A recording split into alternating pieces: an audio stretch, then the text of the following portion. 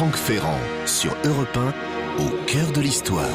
Depuis quand la météo fait-elle partie des informations attendues par les Français ? La question a été posée sur Facebook à Franck Ferrand et il va se faire un plaisir d'y répondre à la fin de cette émission. Bonjour Franck. Bonjour Céline, bonjour à tous. Oui, c'est une question qui valait la peine de lancer une petite recherche en effet. Et j'en profite pour inviter nos auditeurs à nous adresser ce genre de questions sur le site d'Europe 1 ou bien via Twitter ou Facebook. Je signale par ailleurs aux podcasteurs qu'il est possible de télécharger notre retour aux origines quotidien et on peut le faire indépendamment du reste de l'émission. Et aujourd'hui, vous avez invité Pierre Abramovici. Et oui, Pierre Abramovici était venu il y a quelques mois, on peut dire presque un an et demi peut-être, nous parler du putsch d'Alger. Eh bien, j'ai eu envie en sa compagnie d'approfondir le thème de l'OAS, cette organisation armée créée par les partisans de l'Algérie française. Pour nous remettre dans le bain, je vous propose de revivre les attentats de Pont-sur-Seine et du Petit Clamart contre le général de Gaulle.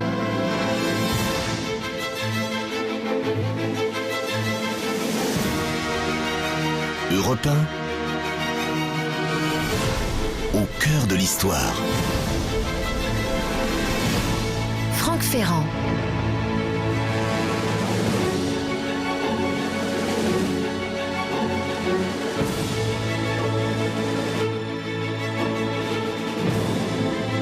Il y a 20 ans déjà, j'ai commencé dans ce métier d'historien en recueillant pour le compte de l'armée de l'air les témoignages d'anciens pilotes. À l'époque, il y avait encore notamment des anciens de 14-18 et de responsables d'état-major. Cela m'a permis de revivre et de comprendre autrement l'histoire du XXe siècle. Parmi les grands souvenirs que m'a laissé cette longue série d'entretiens figurent évidemment mes rencontres avec le colonel Jean Tesser, qui nous a quittés en 2003. Le colonel Tesser avait été l'un des aides de camp du général de Gaulle. Dans un premier temps, il avait été gravement blessé le dernier jour de la guerre en survolant la poche de Royan. Par la suite, et bien qu'amputé d'une jambe, il avait été pilote d'hélicoptère en Algérie avant donc d'être tiré au sort. C'est comme ça que ça se passait pour devenir un des aides de camp du général de Gaulle. Il a occupé cette place à l'Élysée entre 1959 et 1963. Or, Jean Tesser se trouvait à bord de la voiture du président au moment de l'attentat de Pont-sur-Seine, le 8 septembre 1961, et bien sûr, il m'a raconté tout cela en détail. Rien que d'y penser, j'en ai encore la chair de poule. Bien entendu, je vais vous lire au cours de ce récit des extraits du témoignage que j'avais recueilli en 1993. Mais avant cela, je voudrais vous rappeler un peu le contexte dans lequel tout ça se passe. Quand le général de Gaulle est revenu au pouvoir au printemps 1958, c'était à la faveur des troubles en Algérie, des troubles qui paralysaient de plus en plus à Paris les responsables de la 4e République, ce qu'on appelle la crise du 13 mai 1958.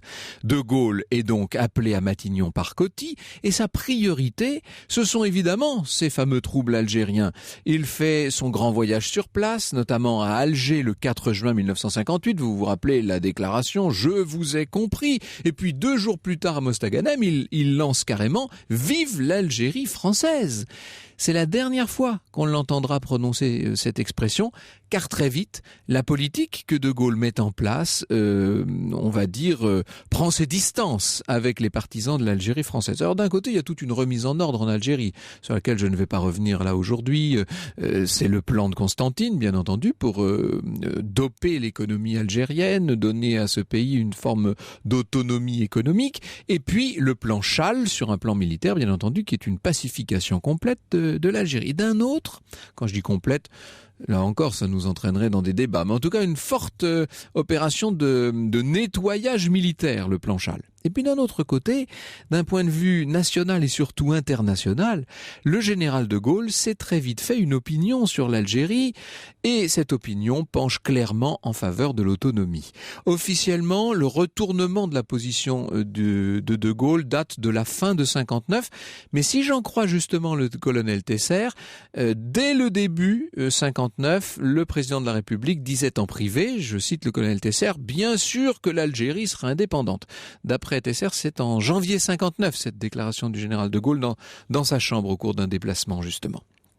Alors, le 16 décembre 59 est lancée officiellement la politique d'autodétermination. Vous imaginez sur place la stupeur chez les Français d'Algérie et chez une très grande majorité d'entre eux, l'accablement. Inutile de vous dire que les activistes ne l'entendent pas de cette oreille. Pendant toute l'année 1960, cette année 1960 qui s'ouvre sur la semaine des barricades, réaction d'une partie de la population française d'Algérie à cette politique d'autodétermination. Pendant toute cette année 1960, la rancœur, la colère, le soulèvement contre ce qui est considéré comme une trahison se développe. Il y a bien sûr les procès consécutifs à cette semaine des barricades qui vont amener un certain nombre des meneurs de pro-Algérie française à s'exiler, notamment dans l'Espagne de Franco, à Madrid. C'est là, autour du général Salan, de Jean-Jacques Suzini, de Pierre Lagaillarde qui avait été mis en liberté sur parole. C'est là, autour de ce groupuscule de meneurs, que va se créer l'OAS, l'organisation de l'armée secrète.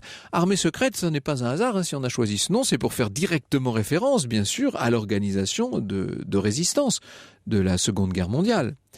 Parallèlement se fomente le fameux putsch des 4 généraux, Salan, Jouhaud, Zeller et Schall. Ce putsch du 22 avril 1961 qui s'est soldé par l'échec que vous savez et dont nous parlions justement avec Pierre Abramovici. Mais ce n'est pas parce que le putsch a échoué que l'OAS se considère vaincu, loin de là, au contraire. L'organisation se renforce de tous les insurgés dégoûtés par cet échec de l'insurrection et l'OAS va multiplier les attaques contre des personnalités gouvernementales, politiques et administratives, bien entendu, mais aussi contre des journalistes, contre des intellectuels favorables au FLN, et cela en Algérie bien sûr, mais aussi en métropole. C'est un véritable bras de fer, un bras de fer terrible qui se déclenche entre l'OAS et le nouveau pouvoir gaulliste, et bien entendu, la cible suprême de l'organisation, c'est le général de Gaulle lui-même. De Gaulle est condamné à mort, peut-on lire dans l'ouvrage de Jean-Pax Meffray, vous savez, qui était un défenseur de l'Algérie française, un livre qui s'appelle Jusqu'au bout de l'Algérie française. De Gaulle est condamné à mort, la sentence a été prononcée par le colonel Godard, donc un des principaux responsables de l'OAS, et confiée pour exécution, je trouve que les termes ne manquent pas de force, à un groupe d'hommes désignés sous le nom de vieil état-major, agissant le plus souvent en marge de l'organisation armée secrète qui se structure à peine en ce mois de juin 1961. Un premier attentat est mis sur pied. L'idée, c'est de faire exploser une forte charge sur le convoi du chef de l'État au moment où il se rend, comme presque chaque fin de semaine, de l'Élysée en plein Paris à la Boisserie, là-bas chez lui, à Colombey et les 2 églises, en Champagne. Alors, on a installé 2 charges, il faut bien être conscient de ça. D'abord, il y a une bouteille de propane vide, dont on a découpé le fond et qui contient 40 kilos de plastique gomme. Elle est enterrée dans un tas de sable qui a été installé au bord de la route en cas de verglas, vous voyez, une sorte pour faire tampon. Et elle est jumelée, cette bouteille, à un bidon métallique de 20 litres qui lui est rempli d'un mélange d'huile moteur, d'essence et de savon en paillettes. Si l'explosion ne détruit pas le convoi, un commando est censé accueillir avec des fusils mitrailleurs et des grenades le convoi présidentiel, sauf qu'au dernier moment, les responsables de l'attentat ont renoncé à cette deuxième partie, en quelque sorte. Les hommes qui tenaient les fusils mitrailleurs ne lui ont pas paru suffisamment fiable. Armand Belvisi, c'est passé à la télé là sur le câble il y a pas très longtemps, c'était en septembre 2012, explique: j'ai préparé une rigole qui partait depuis le bosquet jusqu'au tas de sable. J'ai enterré 600 mètres de fil pour mettre en contact la bombe d'un côté et la mise à feu électrique de l'autre. Eh bien, c'est justement tout ce dispositif qui, vous allez le voir au moment crucial, ne va pas marcher exactement comme on s'y attendait. Une forte charge de plastique n'a heureusement pas explosé et il semble que c'est tout simplement la charge d'explosif qui devait servir de détonateur qui a explosé et qui a enflammé un jerrycan d'essence qui lui-même a explosé. Seul le phare droit de la voiture a été abîmé.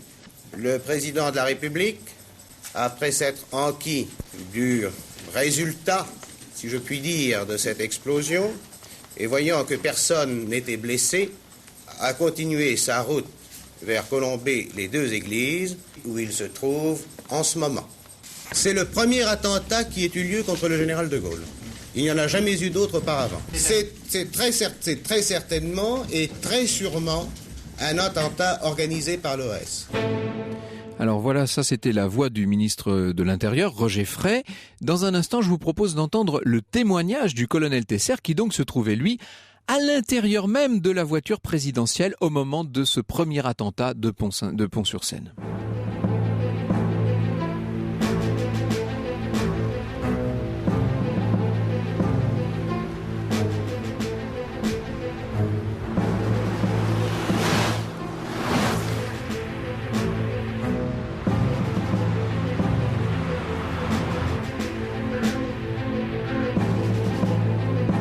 On écoutait Laurence Sauvagnac, un extrait du film « Il voulait tuer de Gaulle ». C'est la suite de votre récit, Franck. Et oui, alors au moment où la voiture passe devant un tas de sable, Villemandy va appuyer sur le détonateur. C'est l'explosion, un bruit sourd. Il faut imaginer du sable, des graviers qui volent partout sur la route, un mur de flammes qui barre littéralement la route. Voici ce que raconte donc le colonel Tesser, qui était en tête du cortège dans la première voiture où était le général de Gaulle. Donc vous aviez Francis Maroux, le gendarme qui est le chauffeur du général, le l'aide de camp Tesser qui donc était assis à côté de lui, et puis derrière le général et Madame de Gaulle. Au moment où nous sommes passés à hauteur du tas de sable, explique Tesser, tout a explosé à peu près à hauteur de l'aile droite de la voiture. Je me suis retourné pensant que c'était la voiture suiveuse qui avait pris. De fait, je vis une gerbe de flammes montant jusqu'en haut des arbres et j'ai cru que la voiture derrière nous avait été pulvérisée. Notre pare-brise était opaque. J'ai frappé pour faire s'ébouler les bris. À l'époque, c'était du Sécurité et non du triplex. Je me suis fait mal à la main, mais le pare-brise a tenu bon. On distinguait quand même la lueur rouge d'une voiture qui se trouvait 300 mètres devant nous. Le général a dit « Marchez, marchez, marchez !» « Suivez les feux de cette voiture », ai-je précisé au chauffeur. « Allez vous coller juste derrière ». On pouvait en effet craindre d'être attaqué. Nous avons donc suivi cette voiture, une 2 chevaux Citroën, jusqu'à Romilly. Nous nous sommes arrêtés à la sortie de cette commune, devant la base aérienne. La sentinelle qui était devant la base, donc à l'entrée, faisait les 100 pas devant la grille. Elle a vu notre voiture s'arrêter, mais n'a rien demandé. La voiture avait subi peu de dommages. Alors que nous l'inspections, nous avons vu arriver la voiture de police, donc une des voitures du cortège. Eux aussi nous avaient vu disparaître dans l'explosion et ils avaient cru que nous avions sauté. Ils s'étaient arrêtés et avaient reculé pour éviter les flammes. Ayant nettoyé le pare-brise, nous sommes repartis dans le même dispositif, nous devant. Nous restions sur nos gardes. Voyant à un moment une voiture qui s'apprêtait à nous doubler, je sors mon revolver et je dis au chauffeur de baisser sa glace. Au moment où la voiture nous dépasse, j'aperçois le profil de Ducret, notre commissaire. En fait, c'était donc une des voitures de la suite. Je suis resté assourdi 2 heures, précise Jean Tesser, et la détonation a été perçue à 5 km de là. Heureusement, sur les 40 kilos de plastique, 5 seulement avaient explosé. Il y avait de quoi faire sauter le pâté de maison. Évidemment, on peut dire que c'est l'impréparation du complot lui-même, du commando, mais aussi le très grand sang-froid du chauffeur qui, à ce moment-là, ont sauvé le général de Gaulle. Alors on va arrêter peu à peu, les auteurs de l'attentat.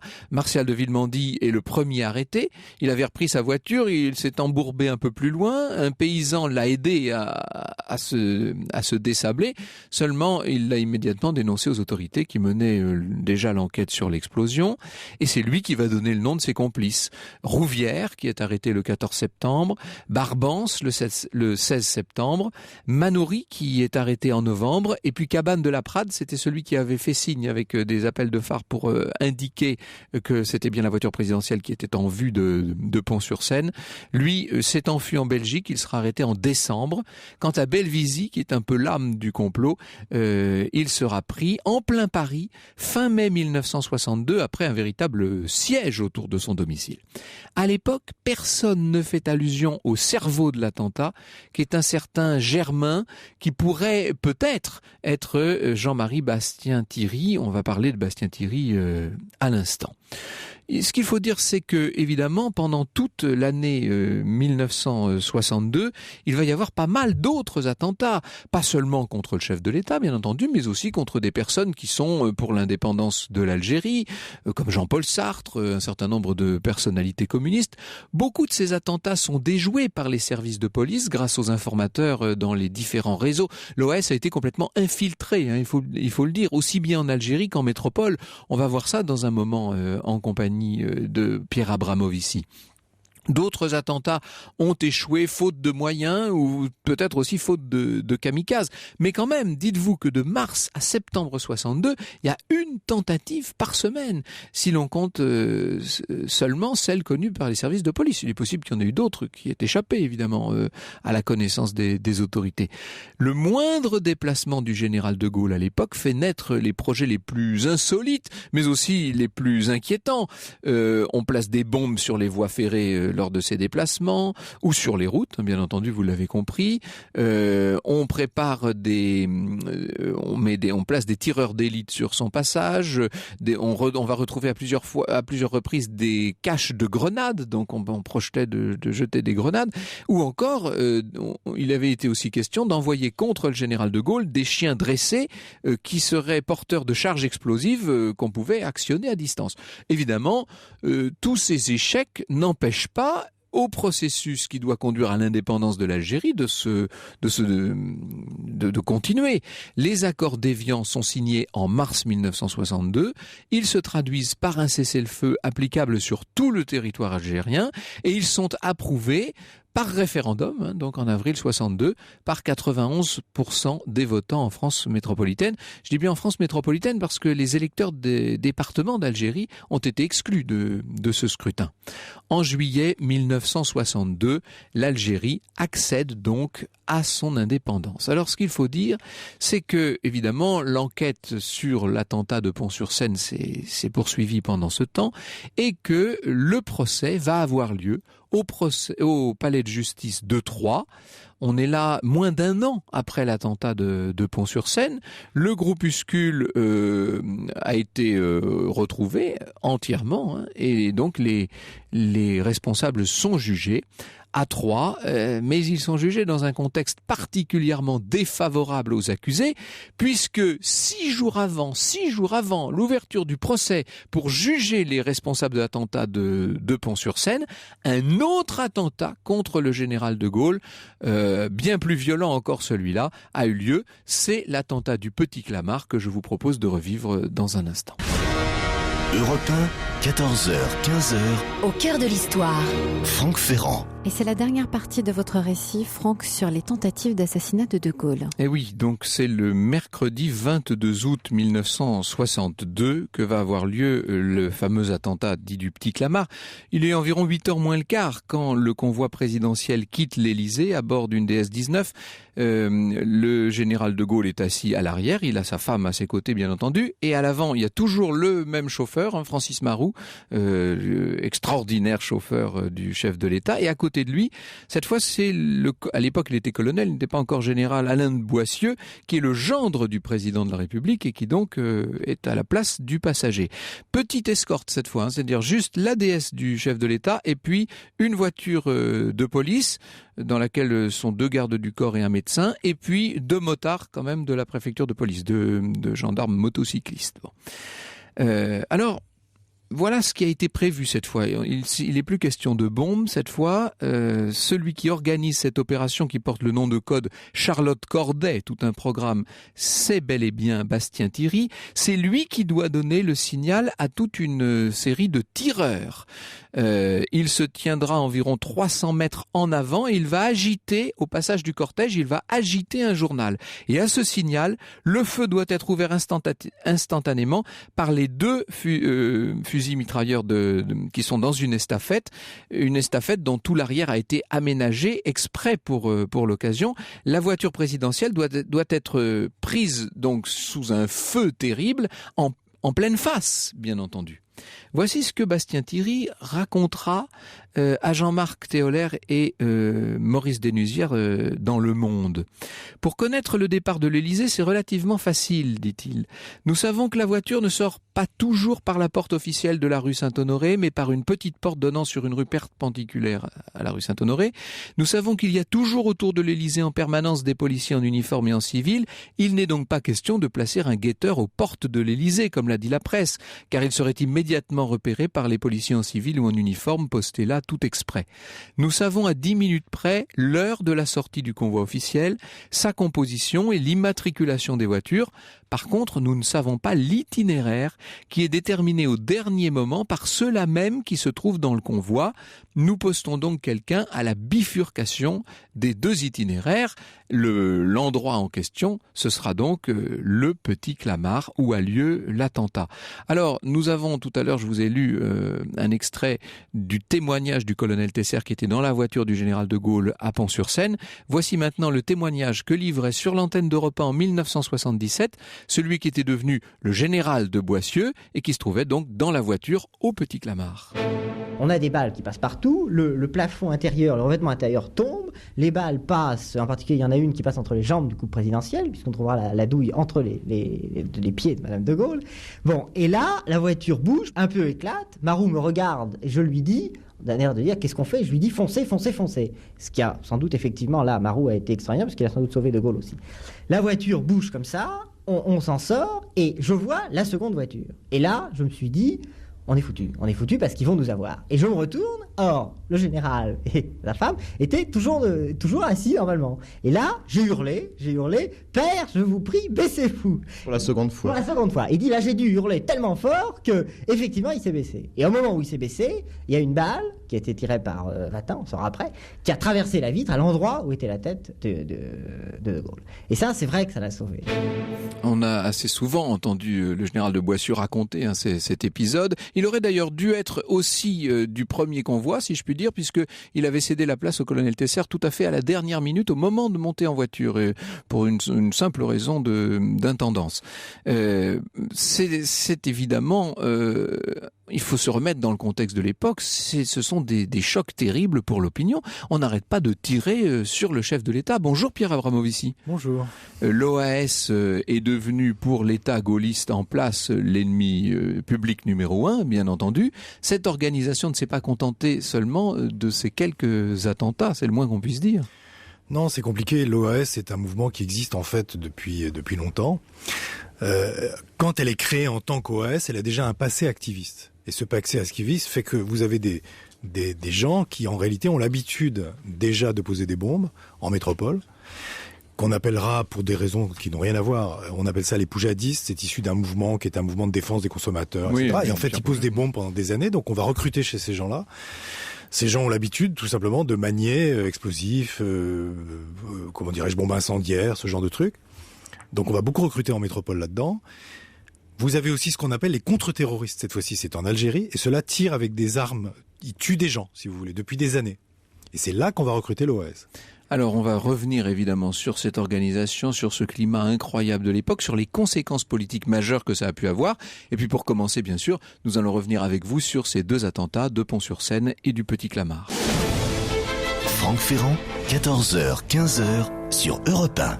Et cet après-midi, nous sommes au cœur de l'histoire de l'OAS et n'oubliez pas que vous pouvez réagir à l'émission et nous envoyer vos messages par mail sur europe1.fr, sur Twitter, celui de Franck Ferrand ou #ACDH ou encore sur la page Facebook de l'émission où nous sommes sur le point d'atteindre les 10 000 fans. Merci pour votre fidélité. L'OAS, cet après-midi. 10 000 fans, écoutez, c'est formidable. Bienvenue à tous.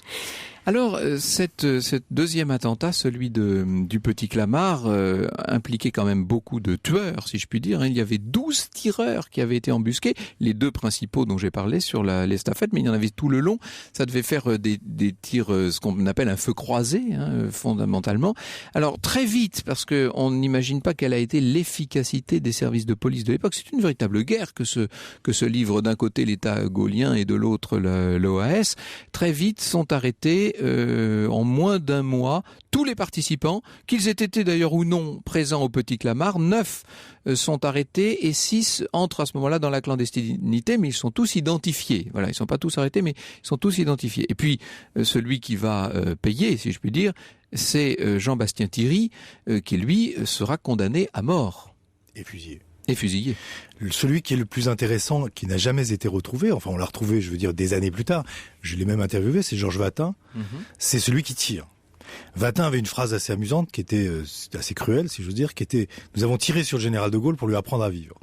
Et en gros, c'était une vengeance. À son niveau, c'était une vengeance. Il avait bradé l'Algérie, tel était son point de vue, donc il fallait abattre de Gaulle. Alors, on n'a jamais réussi à l'avoir. Ça, c'est la première grande question, avant d'entrer dans toute l'histoire de l'OAS. La première grande question, c'est de savoir, est-ce que ces gens avaient pour but de changer le cours de l'histoire pour l'avenir, ou est-ce qu'ils avaient pour but de se venger par rapport à ce qu'ils considéraient comme la trahison du général de Gaulle? Les deux.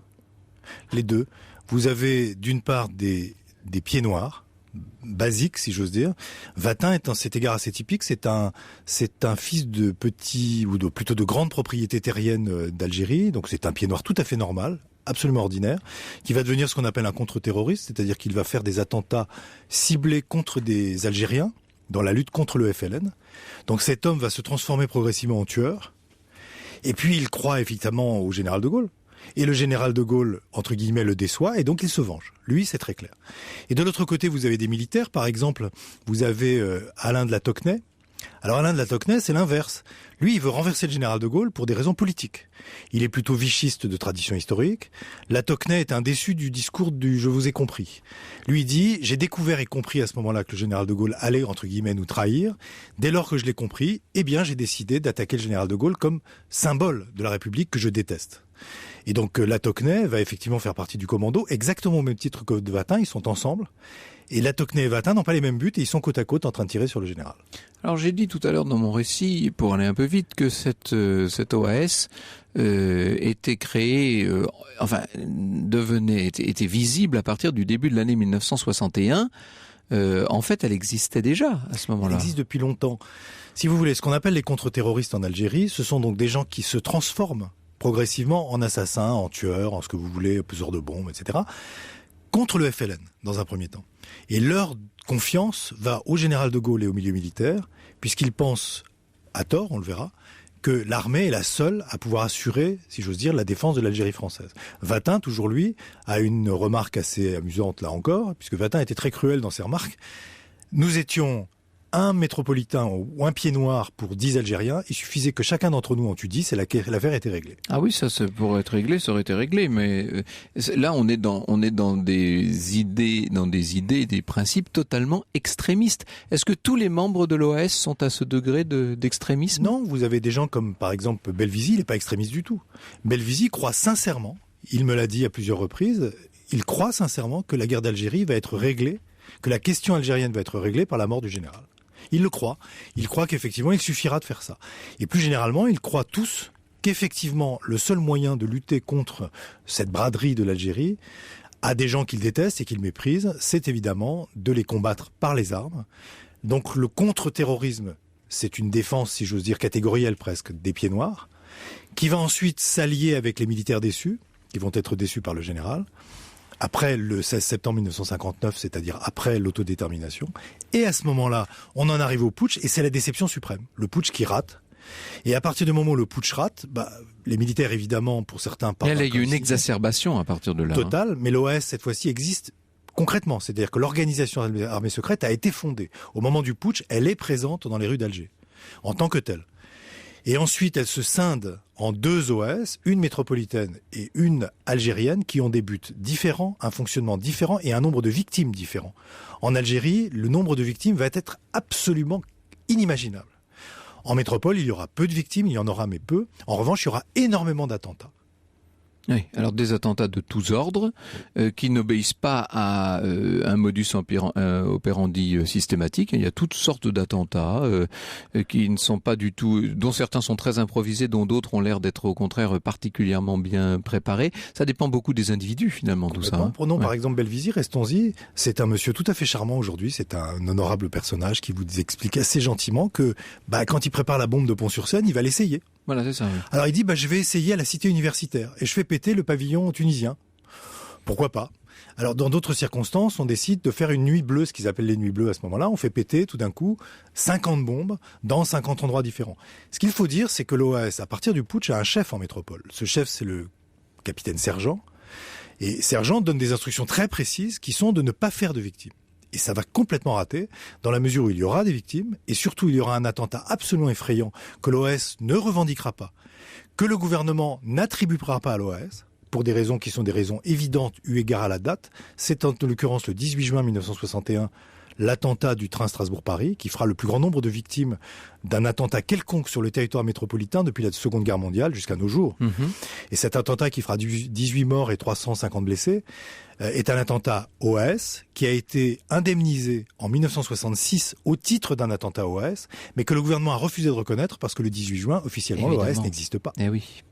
Et en plus, ça aurait été donné au général de Gaulle, à travers cette date tellement symbolique, la responsabilité entière de l'affaire. Hein, c'est évidemment, ça. Donc, évidemment, il n'en était naturellement pas question. Donc en fait, on a essayé ça a arrangé les deux camps, qu'on n'en parle pas, enfin qu'on ne l'attribue pas à l'OAS, pour être plus exact. Tout à fait. Et cette non-attribution a fait donc que, après on dit, l'OAS fait exploser énormément de bombes, mais inefficaces. La seule bombe, entre guillemets, efficace est celle qui a défiguré la malheureuse Delphine Renard, une petite fille, qui va provoquer des mouvements de foule considérables, puisque cet événement particulier va provoquer, en fait, le rejet de l'OAS totalement par la métropole. Il y a un moment, la métropole ne veut plus de ces attentats. Pourquoi ce nom d'OAS, du reste, de l'organisation de l'armée secrète, qui fait directement référence au mouvement de résistance armée secrète? C'est exactement ce que vous avez dit, c'est le but. Il faut savoir qu'un certain nombre de militaires qui sont dans l'OAS sont eux-mêmes des anciens résistants, il faut le savoir. Et politiquement, il est aussi important d'avoir en tête que l'OAS en Algérie, notamment, n'est pas composé de militants d'extrême droite, comme vous pourrez supposer, mais beaucoup d'anciens communistes, notamment dans le quartier de Bab el-Oued à Alger, qui sont des communistes passés, entre guillemets, dans cette organisation. C'est en métropole que les choses changent. L'OAS d'Algérie est plutôt, je dirais, populaire et civile. L'OAS de métropole est à la fois militaire, d'extrême droite et d'activistes reconnus depuis des années. Alors Laurent sur Twitter nous demande, et si l'OAS avait tué le général de Gaulle, est-ce que ça aurait changé le destin de l'Algérie? Ça c'est de la politique-question et c'est difficile à dire évidemment. Je pense très sincèrement que ça n'aurait rien changé du tout. D'une part parce que la métropole était tout à fait prête à arrêter la guerre d'Algérie. Il faut se souvenir que la guerre d'Algérie est une guerre qui est une guerre faite par des appelés du contingent et que ceux-ci étaient radicalement contre pour l'essentiel. Et que personne ne souhaitait qu'elle continue, cette guerre. En revanche, ça aurait beaucoup changé, ça aurait changé bien des choses pour la politique en métropole, et notamment sur un plan constitutionnel, sur le plan des institutions de la Ve République. On va y venir dans quelques instants, en votre compagnie, Pierre Abramovici. Et puis, j'ai un certain nombre de questions à vous poser pour tordre le cou à toutes sortes d'idées fausses à propos de l'OAS. Franck Ferrand, 14h, 15h, sur Europe 1. Et nous sommes au cœur de l'histoire cet après-midi de l'OAS avec vous, Franck Ferrand, et votre invité, Pierre Abramovici, historien, journaliste et documentariste, auteur de Le putsch des généraux de Gaulle contre l'armée aux éditions Fayard. Alors Pierre Abramovici, on a beaucoup dit de choses sur l'OAS, on a raconté énormément de choses, et notamment on a expliqué que l'OAS en quelque sorte aurait été le groupe le groupe le plus meurtrier en France depuis la Seconde Guerre mondiale. Est-ce que c'est vrai ou faux? C'est vrai si on met l'Algérie dans la France. C'est vrai aussi en grande partie pour la métropole, mais c'est essentiellement pour l'Algérie. Il faut imaginer quelque chose qui est inimaginable dans le monde d'aujourd'hui sur une circonstance de cet ordre. On a à un moment donné de l'ordre de 300 à 400 cadavres dans la morgue d'Alger, tués par l'OAS. C'est quelque chose d'absolument inimaginable. Des rigoles de sang ont été creusées exprès, tellement le sang coule dans cet établissement. Naturellement, en métropole, ça ne se passe pas de cette façon. Il y a infiniment moins de victimes. Il y a évidemment un certain nombre d'exactions qui ont été attribuées à l'OAS et dont elle n'était pas responsable. C'est possible. C'est vrai aussi. Il y a eu de toutes sortes de choses. Mais pour l'essentiel, l'OAS s'est conduite dans une politique qu'on appelait la politique de la terre brûlée, comme quelque chose d'absolument effrayant. On a vu notamment la main de l'OAS derrière un certain nombre de mouvements néofascistes en Italie ou dans le sud de l'Europe d'une façon générale, etc. Ça n'a pas été toujours prouvé, ça, pour le coup. Alors, c'est faux dans le sens où ça n'est pas l'OAS, en vérité. C'est tel ou tel individu issu lui-même des rangs de l'OAS, ou d'ailleurs issu de l'armée après le putsch, mais ce ne sont que des individus. Il n'y a pas d'OAS qui ait été, si j'ose dire, la main invisible derrière l'international noir en Europe. De même qu'on a dit que l'OAS était participante en tant que telle en Amérique latine derrière les dictatures ou les régimes autoritaires, c'est naturellement faux. Quelques individus en font partie, mais jamais, absolument jamais, l'OAS n'a été de manière organisée là-dedans, jamais. Plusieurs de nos auditeurs réagissent, notamment Laurence sur Twitter, contre une assimilation entre l'OAS et les Pieds Noirs. Évidemment, il faut bien distinguer. On n'a jamais été dire que tous les Français d'Algérie étaient favorables à l'OAS. Loin de là, hein, bien entendu. Loin de là. L'OAS est un mouvement émanation des Pieds Noirs, mais tous les Pieds Noirs ne sont pas favorables à l'OAS. Au contraire même. Oui, l'OAS assassine des Pieds Noirs. Vous avez par exemple ce qu'ils appellent la Gestapo gaulliste. Qu'est-ce que c'est la Gestapo gaulliste ? C'est tout simplement quelqu'un qui a manifesté son souhait de soutenir le général de Gaulle. Et ce peut être un bête commerçant d'une rue d'Alger. Ils ont tué de manière indistincte tous ceux qui étaient contre leurs propos. Alors qu'en est-il du fameux trésor de l'OAS ? Ça fait partie, évidemment, ça fait partie des légendes. Là encore, il y aurait énormément d'argent en jeu. Alors c'est la plus belle légende de l'OAS, naturellement. Comme toujours dans ces cas-là, des casses de banque, des récupérations, comme on dit, ont été faites, et l'argent a totalement disparu. Personne ne sait ce qu'est devenu cet argent. L'OAS a tout de même été défaite en 2 ans et demi. Il s'est passé beaucoup de temps suffisamment pour qu'elle accumule. En plus, on savait que des industriels, notamment, ont fourni de l'argent à l'OAS. On ignore d'ailleurs totalement leur identité à ce jour.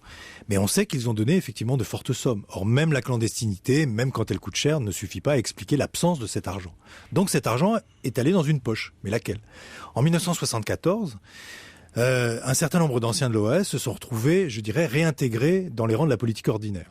Parmi eux, certains ont éprouvé le besoin de retrouver le trésorier de l'OAS, qui a été horriblement torturé, exécuté, et a disparu.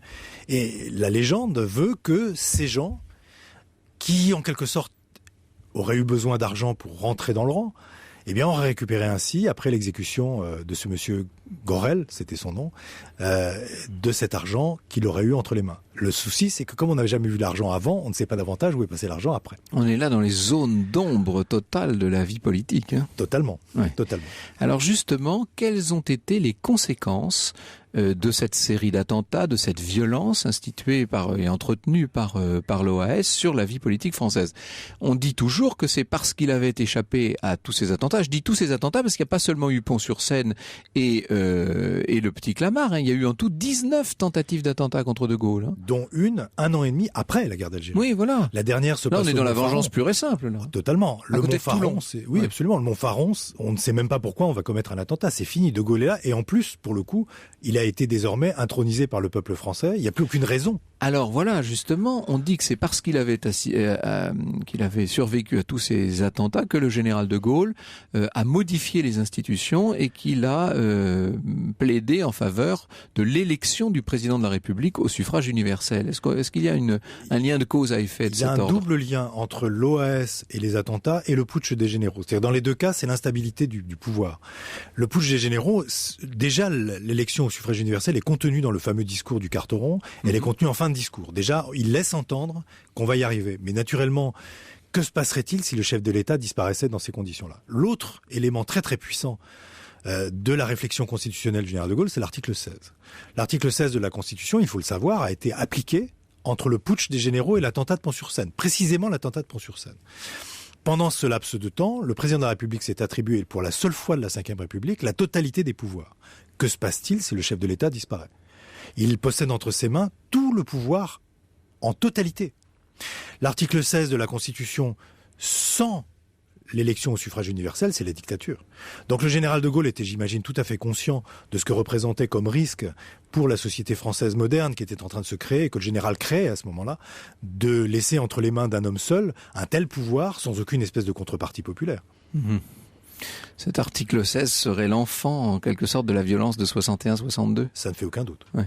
Ça ne fait aucun doute. Et c'est une rémanence actuellement encore dans notre Constitution, hein, cela dit. L'article 16 est une mesure absolument obsolète. Enfin, qui peut imaginer qu'un chef d'État aujourd'hui puisse s'arroger dans le monde moderne la totalité des pouvoirs, c'est-à-dire l'Assemblée nationale et le Sénat n'ont aucun pouvoir, le cabinet est restreint autour du président de la République qui décide seul de tout.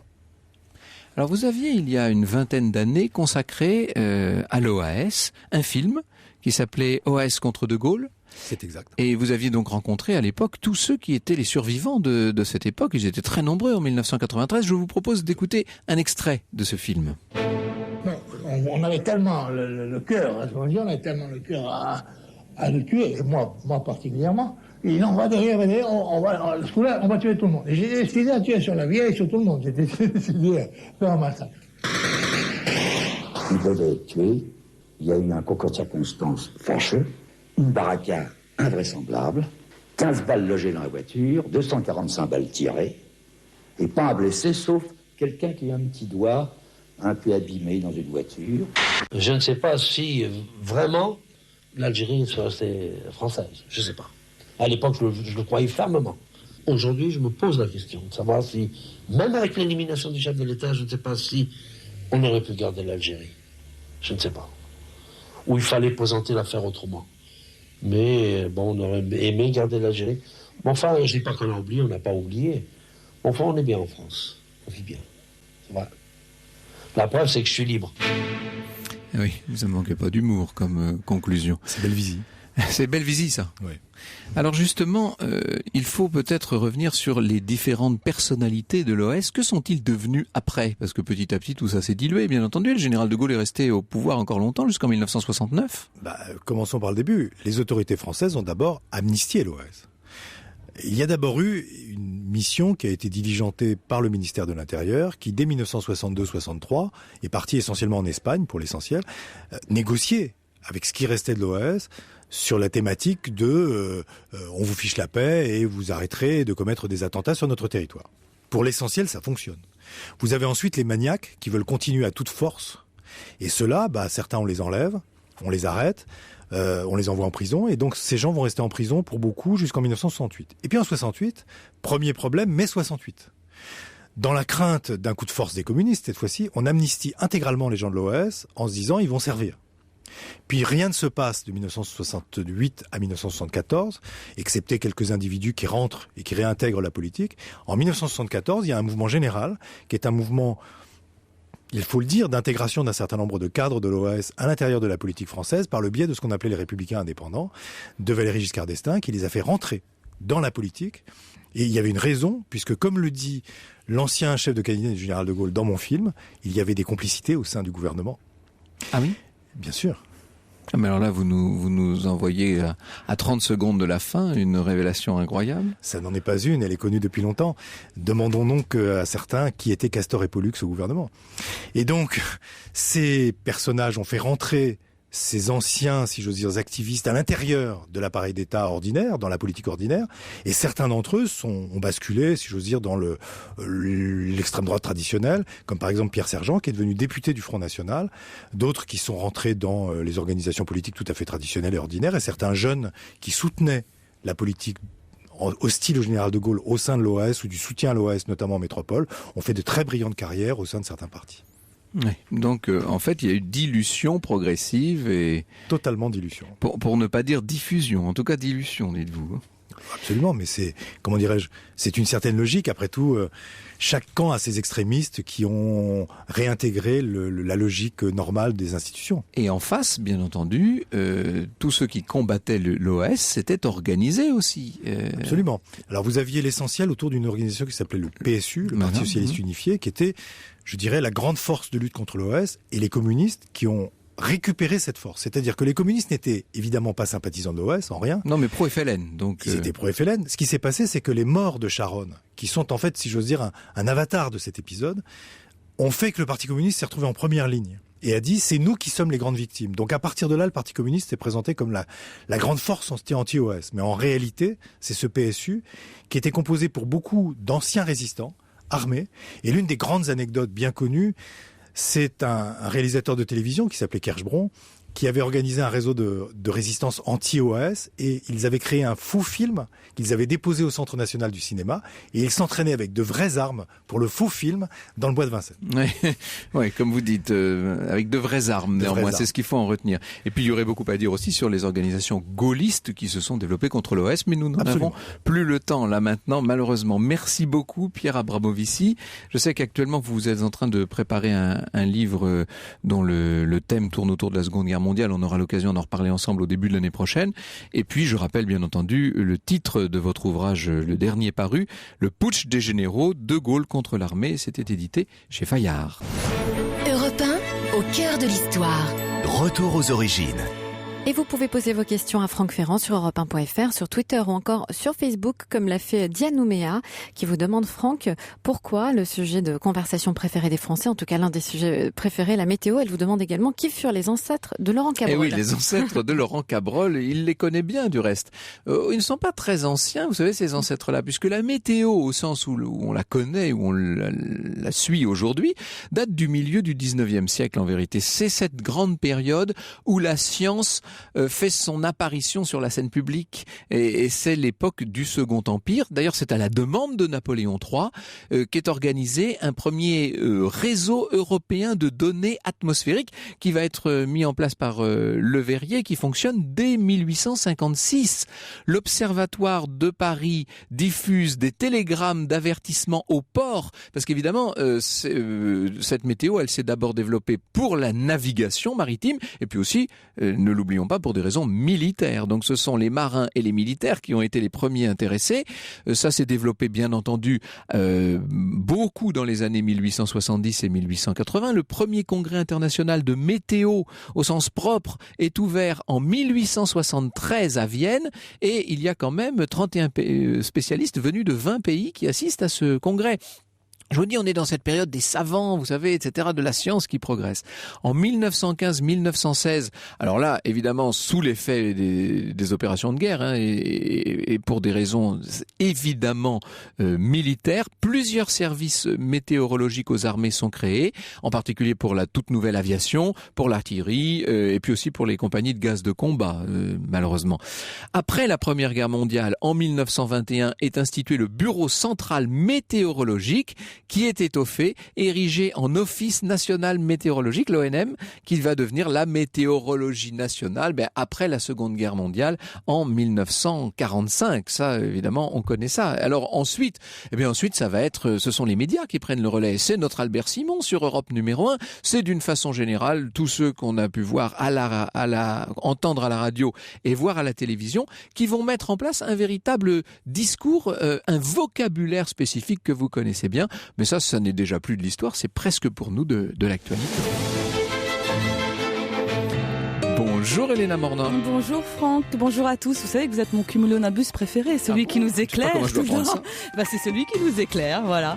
Avec les experts, on va essayer de vous éclairer sur vos problèmes de voisinage concernant les nuisances sonores. Quelles sont les solutions techniques et juridiques pour en finir ? Eh bien, j'attends vos témoignages, vos questions au 3921 ou sur europe1.fr, Franck. Merci beaucoup. Je vous souhaite un bon week-end à toutes les deux. On se retrouve lundi, Céline. À lundi, Franck.